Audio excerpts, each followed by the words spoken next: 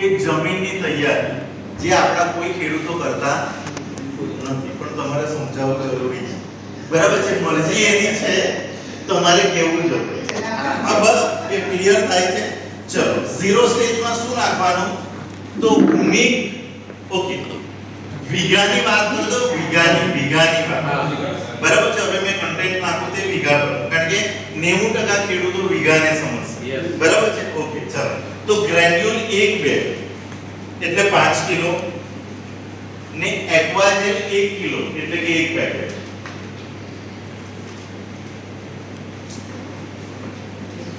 અને પ્રોટેક 250 ગ્રામ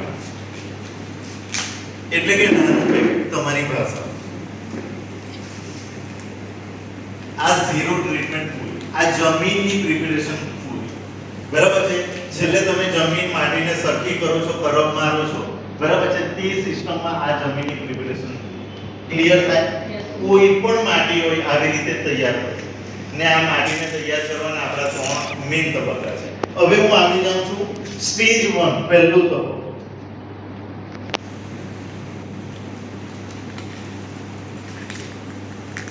હવે પહેલો તબક્કો છે બીજ ઉપચાર, બરાબર છે? કે નર્સરી પ્રિપેરેશન.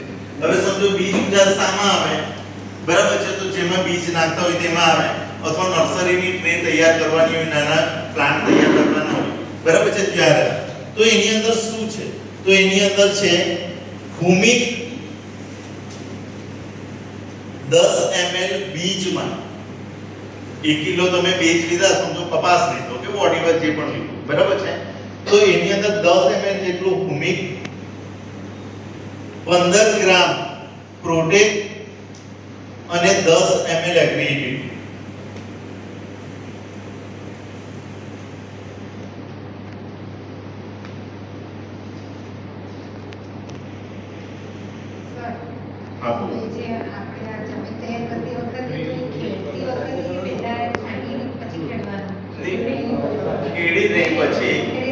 જમીન સમતળ કરી દે, બરાબર છે? ત્યારે, બરાબર છે? ત્યારે ચાસ પાડતા હોય આ પરિસ્થિતિની અંદર, એ તો ખેડૂત આપણાથી પણ સ્માર્ટ છે, બરાબર છે?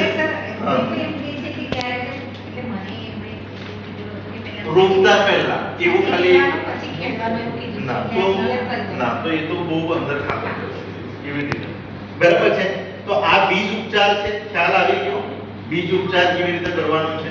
ઓકે, સ્ટેજ 3 છે હવે રીપ્લાન્ટેશન. મતલબ સમજો ટામેટાનો છોડ તૈયાર થઈ ગયો, કોઈ પણ છોડ છે, અથવા ઘણા ખેડૂતો અહીંથી ચાલુ કરે છે, કારણ કે લેન્ડ પ્રિપેરેશન એ લોકો કરતા નથી, બીજ ઉપચાર એ લોકો કરતા નથી, છોડવા રેડીમેડ લાવે છે, તો એમની માટે આ જ પહેલો સ્ટેજ છે. પણ ટેકનિકલી આ બીજો સ્ટેજ છે, જે જ્યારે છોડવો રોપવાની તૈયારી હોય છે. તો આની અંદર લિક્વિડ તૈયાર કરવાનું, ને લિક્વિડ તૈયારમાં 4 ml ભૂમિક 1 લીટર પાણીમાં, 4 ml ભૂમિક 1 લીટર પાણીમાં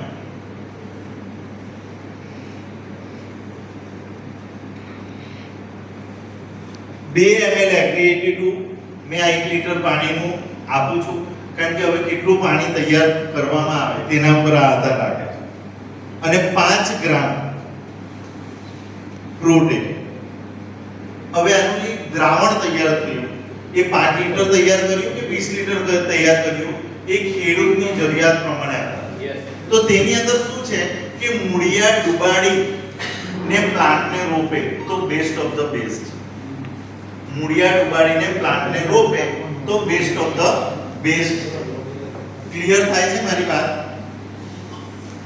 તો શું થશે કે મૂળ નર્સરીમાંથી પ્લાન્ટ આવેલો છે અને બીજી પ્રકારની જમીનમાં રીપ્લાન્ટેશન થયું. નર્સરીનું વાતાવરણ અલગ હતું, એની ટ્રીટમેન્ટ અલગ હતી, બરાબર છે? એની માટી પણ અલગ હતી, કદાચ એને કોકોપીટમાં તૈયાર કરવામાં આવેલો, હવે રિયલ માટીની અંદર ફાઇટ આપવા જઈ રહ્યો એ છોડ. તો એ જ્યારે એને શું કહેવાય સેફ શિફ્ટિંગ કરશો તો એના મૂળિયા ફટાફટ જર્મિનેટ થશે, કારણ કે છોડ બી પોતે બી સ્ટ્રેસમાં આવી જાય જ્યારે નર્સરીથી ખેતી મતલબ ખેતરમાં આવે ત્યારે, કારણ કે હવે એનું ટેમ્પરેચર બી હાઈ જતું રહ્યું, માટી પણ કડક થઈ ગઈ, વાતાવરણ પણ બદલાઈ ગયું, બરાબર છે? એને જર્મિનેટ થવાનું છે તો એને તકલીફ પડે, એ સમયે તમે આટલી વસ્તુ એને ટ્રીટમેન્ટ કરી શકો. પ્રોટેક્ટ મેં એટલા માટે આપેલું છે કારણ કે કોઈ બી પ્લાન્ટ નર્સરીમાંથી આવે, ખેડૂતો એને પકડે, ગમે તે જગ્યાએ મૂકેલું હોય, ગમે તે બેગમાં મૂકેલું હોય, તો એની અંદર ઘણી બધી ફૂગ, વાયરસ આવવાની શક્યતા.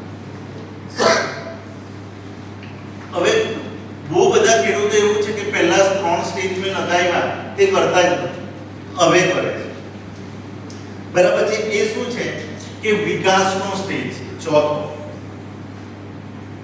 ગ્રોથ સ્ટેજ કહેવાય, જેને ગુજરાતીમાં તમે વિકાસનો તબક્કો એવું લખી શકો. અને મેં તમને એવું કહ્યું કે આપણા એરિયાના 85% ખેડૂતો અહીંયાથી જ કઈ વસ્તુ વાપરે તે પહેલા મેં વાપરતા નથી. ચલો આગળ જઈએ તો એની અંદર શું કરવાનું છે? તો એની અંદર સ્પ્રે કરવાનો છે ને સ્પ્રેની અંદર શું કરવાનું છે કે હવે જ્યારે મેં સ્પ્રે કર્યું છું તો 15 લીટર પંપની વાત કરું, બરાબર છે. પછી તમારું પંપ બદલાય તેમ તેમ એને એડજસ્ટમેન્ટ તમે કરી શકો. તો 40 ml ભૂમિક નાખવાનું છે, એમાં 30 ml ગોલ્ડ લખવાનું છે, નાખવાનું છે, સોરી 30 ગ્રામ ગોલ્ડ, સોરી, અને 10 ml એગ્રીગેટ.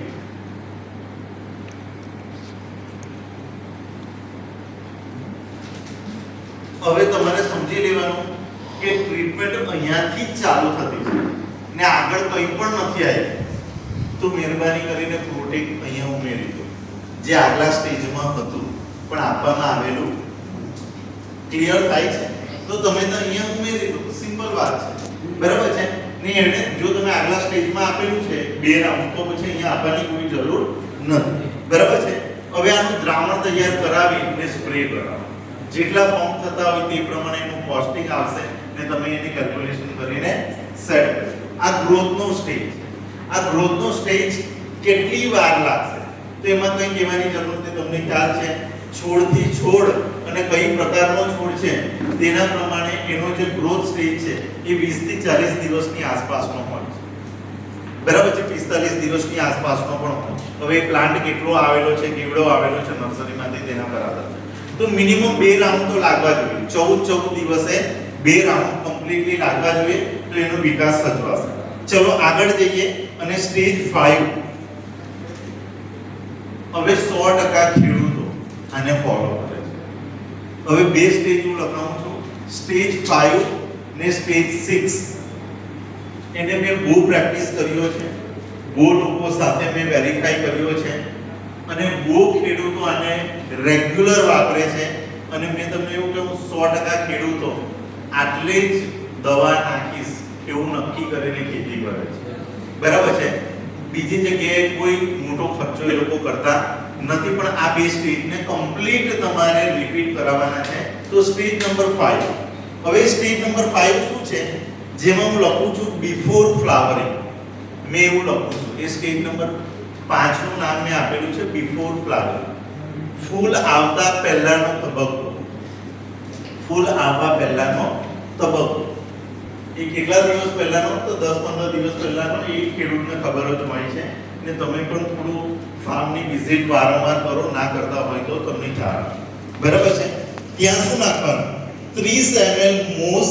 આ પંપની વાત થાય છે, છંટકાવની વાત થાય છે. 15 લીટર પંપની છંટકાવની વાત થાય છે.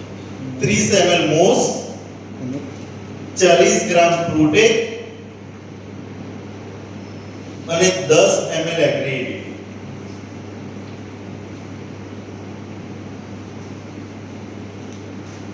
ml મોસ, 40 ગ્રામ પ્રોટેક અને એગ્રી 82 10 ગ્રામ.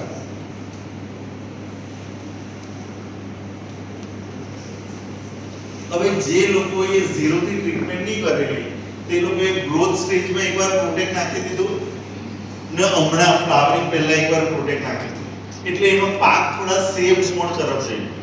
સમજણ પડી રહી છે? વાયરસ, બેક્ટેરિયા, થીપ્સનો હુમલો એકદમ નહીં થશે. એ પરિસ્થિતિની અંદર એનો પાક આવે, બરાબર છે. અને મોસ હા બોલો. આ મોસની જોડે નેનોટેક પણ આ જગ્યાએ આપી એ હું તમને કેમ હું તમને લખાવું, બરાબર છે. કારણ કે આપણો ખેડૂત દર 3-4 દિવસે સ્પ્રે આપવા ટેવાય. યસ નો શાકભાજી ભીંડા કીબી હોય, બરાબર છે. મેં ચોથા દિવસની તો બહુ મોટી વાત કરી હતી, બીજા ને ત્રીજા દિવસે જે સ્પ્રે આવે એટલે એ તમને એવું કહેશે કે અઠવાડિયામાં કેટલી વાર મારો તમારો સ્પ્રે. ક્લિયર થાય છે? તો અહીંયા આ એક રાઉન્ડ હું તમને સેટ કરી આપું છું, બરાબર છે ને. સરે જે રીતે કોમ્બિનેશન આપણને કીધા અલગ અલગ કોમ્બિનેશન, એ રીતે હું તમને સેટ કરી આપું છું. તો આ પહેલો રાઉન્ડ થયો બિફોર ફ્લાવરિંગ. ઓકે, હવે 14મા દિવસે સોરી અઠવાડિયે एक बीजो राउंड તમે એને સેટ કરીને આપી શકો. સર मेरे को करेक्ट कर लेना अगर मैं रॉन्ग हूं तो. સમજો કે આ સોમવારે આ રાઉન્ડ આપણે આપેલો મોસ્ટ વાળો શું આપેલું તમને? મોસ્ટ પ્રોટેક્ટ ને એગ્રીગેટિવ વાળો આ સોમવાર, બરાબર છે. તો આવતા સોમવારે તમે એને નેનોટેક ગોલ્ડ અને એગ્રીગેટિવ આપી શકો. નેનોટેક 30 ml સોરી 30 ગ્રામ 30 ग्राम गोल्ड 30 ग्राम एग्री 82 10 है.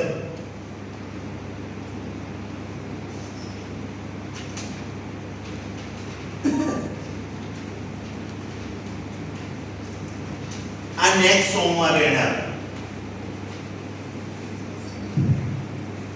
હવે એના પછીનો સોમવાર આવશે. આ છઠ્ઠો સ્ટેજ મેં લખાયો હતો, બરાબર છે. એનો પછીનો સોમવાર આવશે તો એ પાંચમો સ્ટેજ વાળી વસ્તુ ફરી નાખશે, મોસ્ટ પ્રોટેક અને એગ્રીગેટિવ. પછી એના પછીના સોમવારે ફરી શું નાખશે? નેનોટેક ગોલ્ડ અને એગ્રીગેટિવ. કોઈ સમજણ પડે છે? મતલબ 14 દિવસે મોસ્ટ રિપીટ થશે. 14 દિવસે શું રિપીટ થશે? મોસ્ટ પ્રોટેક ને એગ્રીગેટિવ રિપીટ થશે. ને 14મા દિવસે પાછું નેનોટેક ગોલ્ડ અને एग्रीगेटिव रिपीट. सर ऐसा मैं करवा रहा हूं पिछले 3 महीने, बराबर. હવે આ શું છે કે આપણી પ્રોડક્ટની કેપેસિટી, પ્રોડક્ટના રિઝલ્ટ અને ખેડૂતની સાયકોલોજી સાથે મેચ થાય છે. આ રાઉન્ડ જોજો મેં તમને સમજાવ્યું. કારણ કે હવે શિયાળો આવે તો શિયાળામાં પરવળ, ટીંડોળા, કારેલા ક્યારે એ લોકો તોડશે? એ જ 12-15 દિવસની વચ્ચે હશે. તમે કોઈ બી ખેડૂતને કારણ કે ઠંડી છે તો એની તોડવાની જે કેપેસિટી છે એ કેપેસિટી 12, 15, 16, 18 દિવસની હશે. તો વચ્ચે 14 દિવસે સમજો જનરલી 50% થી વધારે ખેડૂતો 14મી દિવસે કારેલા, ટીંડોળા, પરવળ તોડે છે. મરચી પણ 14મી દિવસે તોડે છે. ક્લિયર થાય છે? 50% થી વધારે ખેડૂતો. બોલો શંકરભાઈ. રીંગણા 2 દિવસે તોડશે, ભીંડા 2 દિવસે તોડશે, ગુવારસિંગ 2 દિવસે તોડશે. મેં સમજી વાતને સમજી, બરાબર છે. એ 2 દિવસે તોડશે. પણ હવે મારી એક જનરિક વાતને સમજો, પછી આપણે એના પર આવીએ. હવે આ તોડથી મેં સમજો કે મરચી, ટામેટા, વોટેવર, ટીંડોળા અને પરવળ ઉતારી, બરાબર છે. ઉતારી લીધા એટલે શું માંડવામાં શું બચશે કે છોડ પર શું બચશે? વધારે ફૂલ અને ઓછા ફળ બચશે. હા કે ના? હવે વધારે ફૂલ બચ્યા છે ને નાના ફળ બચ્યા છે, મતલબ અહીંયા મોસની જરૂર છે. એટલે આજે બપોરે તોડ થઈ ગઈ તો સાંજે શું આવવું જોઈએ? મોસને ગોલ્ડ, મોસને પ્રોટેક વાળો રાઉન્ડ આવવો. મોસ્ટ પ્રોટેક ને એગ્રીગેટિવ. આ રાઉન્ડ પૂરો થયો પછી આવતા સોમવારે મારા ખેતરમાં શું દેખાશે? તો મીડિયમ ફળ વધારે દેખાશે, ફૂલ ઓછા દેખાશે. ને ફળ વધારે દેખાશે પણ એની સાઈઝ મીડિયમ હશે, ગ્રોથ હશે. ફળ હવે મોટા થતા હશે, એની ક્વોલિટી બદલાતી હશે. ને ક્વોલિટી બદલાતી હશે ત્યારે તમે એને નેનોટેક ને ગોલ્ડ આપી દો. સિમ્પલ વાત છે, બરાબર છે ને. એગ્રીગેટિવ આપી દો એટલે એને માર્કેટની અંદર જે ઉતાર આવે છે એની ક્વોલિટી ઓટોમેટિકલી બદલાઈ જશે, પોચ હશે તે દૂર થઈ જશે, બરાબર છે. વજન વધી જશે, શાઇનિંગ વધી જશે, બરાબર છે. ઉતાર વધી જશે. ક્લિયર થાય છે? ઓકે. હવે વાત આવે છે ભીંડા, ગુવારસિંગ અને